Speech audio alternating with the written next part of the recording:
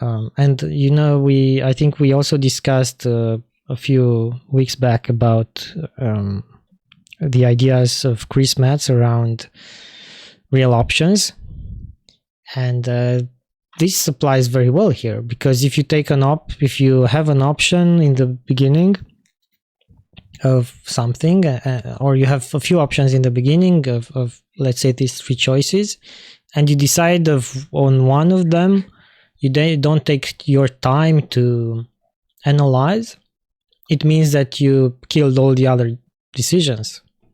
At one moment you will need to take the decision, but you can defer that until you have enough data. Yeah, and you can defer a number of things. You can defer persistence, you can defer depending on what your constraints are. That's why it's very important to figure out for architecture what your concerns are, and this is a strategic endeavor. That's the thing, it's something that will affect many people over a long period of time.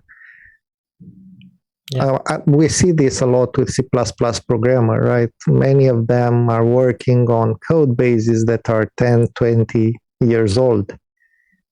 And some of those decisions that somebody made 20 years ago are still in the code base today. It's incredible. Yeah.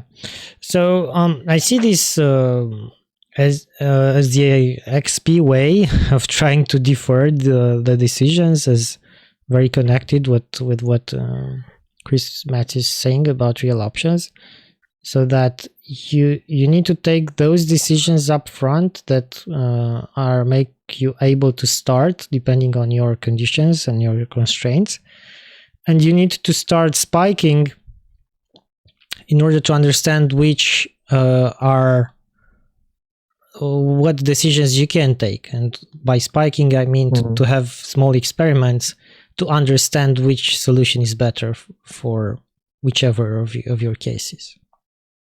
Precisely. And this reminds me of another definition, another statement relevant to architecture by Ralph Johnson, one of the Gang of Four people who was also very, very smart. And he said that architecture is about the important things, whatever they are.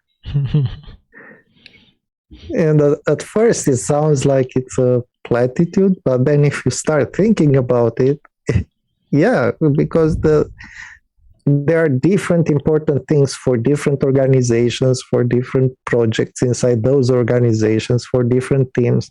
Everything is extremely contextual when you talk about architecture. And there's this figuring out what options you leave open and what options you close is actually a big part of the architect's role.